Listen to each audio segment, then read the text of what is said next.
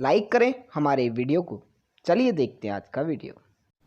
देखिए, बात यह है कि गलवान वैली जो है उस पर कभी भी चाइना ने अपना क्लेम नहीं खड़ा किया था। कभी ये कहा नहीं था कि क्लेम है हमारा। जी ठीक है। प्योंगयांग लेक जो है उधर भी उनका क्लेम तो मौजूद था, लेकिन उस पे कभी उन्होंने कोई ऐसा कदम नहीं उठाया जिस यकतरफा जिस पे कि ये मसला पैदा होता। लेकिन गलवान वैली इनमें सबसे ज्यादा इंपॉर्टेंट है, अहम है, क्योंकि यहाँ से इसके बाहर से रोड गुजरती है इसके पास से, जो दौलत बेग ओल्डी को मिलती है जाके, और ये ईस्टर्न लद्दाख का हिस्सा है। बात ये कि ईस्टर्न लद्दाख में उनके क्लेम्स तो मौजूद थे, लेकिन इंडिया सबसे ज्यादा हैरान। जी जंग साहब की ऑडियो का प्रॉब्लम है सर, यहीं से। ये जो दौलत बेग, आपने इस रोड के बारे में मुझे आपने बताया भी था। इसलिए दौलत बेग ओल्डी अगर आप फोकस रखें इसके ऊपर, तो दौलत बेग ओल्डी के थोड़ा सा शुमाल में जाएं आप और लेफ्ट की तरफ देखें तो कराकोरम पास है उसके। ठीक है। कराकोरम पास वो जगह है जो सी पैक जहाँ पे तंग तरीन है, यहाँ पे जिसकी एक तरफ मगरबी चाइना है और दूसरी तरफ पाकिस्तान शुरू हो जाती है। तो दौलत बेग ओल्डी जिस दिन ये सड़क का तामीर हुई है उस दिन चाइना ने ये अपना भारत ने 5 अगस्त किया पाकिस्तान के साथ। रोड मुकम्मल होने के ऊपर किया। रोड ये बड़ी जो ये कानून में तब्दीली लेकर आए और लॉकडाउन किया कश्मीर के अंदर और ये सब कुछ। ये सड़क बड़ी जबरदस्त बनी हुई है, लेकिन इस सड़क का मकसद क्या था? इन्होंने दौलत बेग ओल्डी को एक आम मुकाम से इन्होंने एक ब्रिगेड साइज से ज़्यादा बड़ी एक ना सिर्फ कैंट बनाया, वहाँ पे एक एयरपोर्ट बनाया।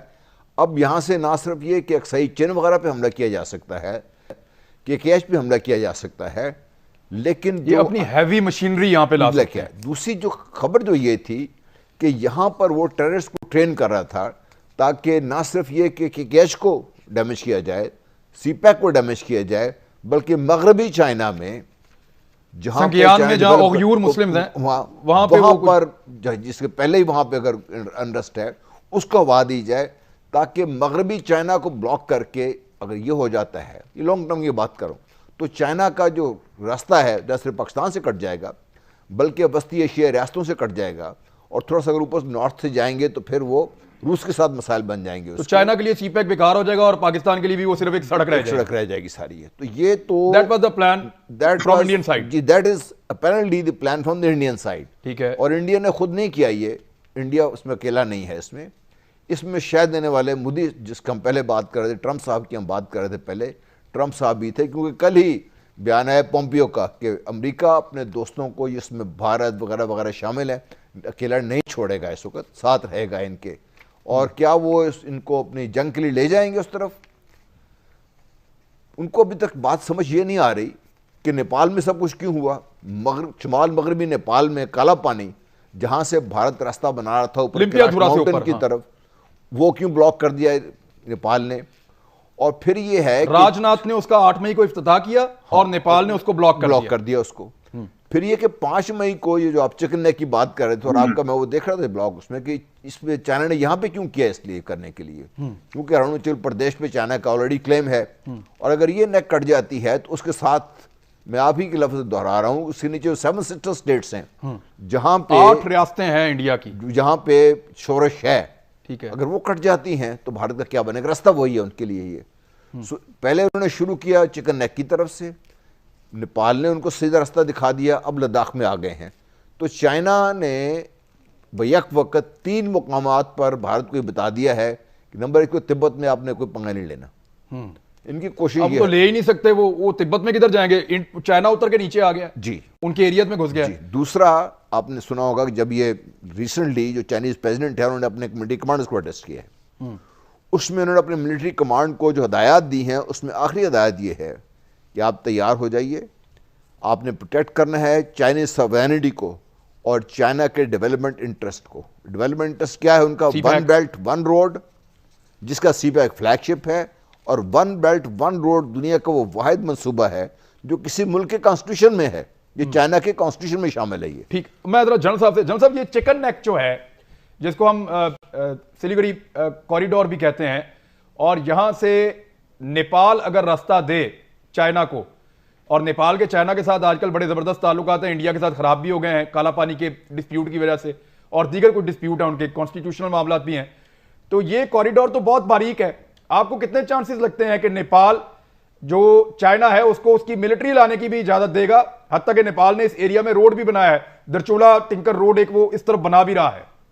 सर देखिए, मेरा मेरा अपना अंदाजा ये है कि पहली बात तो ये है कि अगर कोई ऐसी प्रॉब्लम आ जाती है तो नेपाल चाइना का साथ देगा, और ये भी हो सकता है कि चाइनीज अगर जरूरत आ जाए तो जरूरत के वक्त नेपाल से बहुत पूछे भी ना, क्योंकि बड़ी ताकतें हैं, ये बड़ी छोटा सा इलाका कर गुजरेंगे।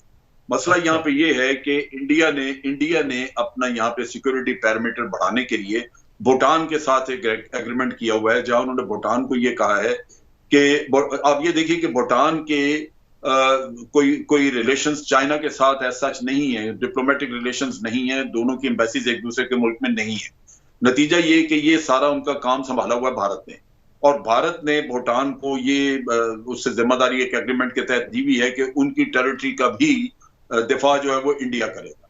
तो उससे उन्होंने एक एडवांटेज हासिल करने की कोशिश ये की है कि चिकन नेक के साथ उनको एक additional added parameter of security मिल जाए, जो कि भूटान की टेरिटरी की शक्ल में मौजूद है। इसी तरह इनको थोड़ा सा एक शॉर्टकट, बांग्लादेश ने जो एक्सचेंज ऑफ लैंड्स किया इनके साथ, उसमें भारत ने बहुत ज्यादा फायदा उठाया है। कोई तकरीबन 1000 मुरब्बा किलोमीटर या 1200 के करीब उन्होंने एडिशनल जमीन ली है उनसे, बांग्लादेश से, और उसमें भी इनको शॉर्टेस्ट रास्ता इन्होंने अपना सेवन सिस्टर्स को बनाया है, जो कि ये वो भी प्रोटेक्टेड है वहीं से, भूटान की साइड से। ठीक है। तो चाइना ने इनको ये कहा है कि भाई आप भूटान के, आप, हम भी यहीं पे हैं और इनके हमसाए हैं, तो आप कौन लगते हैं भूटान के? आपने एग्रीमेंट किया या नहीं किया, हम सेटलमेंट जो भी करनी है हम भूटान के साथ डायरेक्ट करेंगे। तो जी, वो कुछ एरियाज का तबादला भी कर रहे हैं उनके साथ, एरियाज का तबादला कर भी रहे हैं उनके साथ। तो ये वो चीज आई है जिसमें कि इंडिया फंस गया है, क्योंकि वो उन्होंने भूटान को डायरेक्ट अपने तरफ लगा लिया है। भूटान नेचुरली इंडिया के असर से निकलना चाहता है, वो अपने लिए ऑप्शंस रखना चाहते हैं। किसी भी मुल्क के लिए दो बड़ी कुव्वतें अगर उसके पास आसपास हो तो उसके लिए एक बड़ा फैसिलिटी हो जाती है कि अगर एक तंग करे तो दूसरा का साथ देना शुरू कर देते हैं वो। लेकिन यहाँ पे इंडिया ने उनको होस्टेज किया हुआ था, तो भूटान अंदर से ये ख्वाहिश रखता है कि चाइना के साथ उसके मरासम डायरेक्ट हो जाएं। उनकी मुलाकातें तो हुई हैं सर, और उनके कुछ एग्रीमेंट्स भी हुए हैं। आप नमस्कार दोस्तों, स्वागत है आप सभी का मेरे साथ, और आपने वीडियो देख ही लिया है। इसके अंदर 2 पाकिस्तानी जनरल्स की आपने बात सुनी है, और इसमें ये साफ इनको पता चल रहा है, इनकी बातों से आपको ये पता चल रहा है कि इंडिया क्या चीज़ है। तो सबसे पहले मैं एक चीज़ कहना चाहता हूँ कि ये जो पहले वाला बंदा बात कर रहा था कि काराकोरम और ये सी पैक जो है, इसको काटने के लिए इंडिया ने ये सारा सब कुछ किया है। और तो दूसरा वाला बात कर रहा है कि भाई देखिए बड़ी पावर हैं, ये अगर भिड़ेंगी तो ये ना नेपाल को मानेंगी ना किसी और को मानेंगी, अगर इनको भिड़ना होगा तो ये भिड़ेंगे, और ये रुकने वाले फिर है नहीं। तो मैं तो इनको एक सलाह यही देना चाहेंगे कि भाई फिर तुम क्यों पंगा लेते हो यार, तुम क्यों अपनी पब्लिक को वहाँ बैठ के बेवकूफ़ बना रहे हो? अपना आराम से बैठो घर पे, क्यों खामा खाएंगे बड़े देशों के मुद्दे तुम अपने टीवी पे डिस्कस करके अपना टाइम ख़राब कर रहे हो। ठीक है, तो भाई अपने घर जाओ, क्यों खामा खाई यहाँ पर बैठ के अपनी और अपनी पब्लिक को बेवकूफ़ बना रहे हो? और तुमको तो पीओके और गिलगित बाल्टिस्तान उसको बचाने के बारे में अपनी फ़ौज वगैरह को बताना चाहिए। वो काम करो यार, मार्गदर्शन करो, रिटायर्ड जनरल हो, बताओ लोगों को कि मोदी का मूड क्या है। मोदी का मूड ख़राब है और वो पीओके और गिलगित बाल्टिस्तान को कभी भी ले सकता है। ये मत समझना कि चाइना के साथ जो सब कुछ चल रहा है तो इंडिया पीओके और गिलगित बाल्टिस्तान को भूल जाएगा। हो सकता है चाइना के बाद नंबर तुम्हारा भी आ जाए। तो वही है, अपना टाइम क्यों खोटी कर रहे हो? अपना जाओ और बचाओ उसको।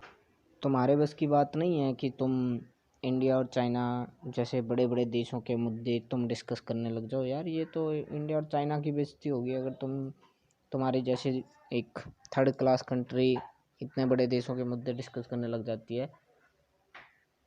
तो उम्मीद करूँगा कि ये बात तुम्हें समझ आई होगी और अपना निकल जाओ। बाकी दोस्तों, आपसे हम यही गुजारिश करेंगे कि प्रधानमंत्री जी की अपील पे जो उन्होंने आत्मनिर्भर भारत का संकल्प लिया, उसका आप सभी जो है पालन करें, ताकि जो चाइनीज़ ऐप्स वगैरह हैं इनको आप कम से कम इनको तो डिलीट कर ही सकते हैं। ये अभियान की शुरुआत है जो हमने की है, और हम चाहते हैं कि जो चाइनीज़ है उनको सबक सिखाया जाए। वीडियो कैसा लगा आप मुझे बताइए कमेंट सेक्शन में। मैं मिलता हूँ अगले वीडियो में, तब तक के लिए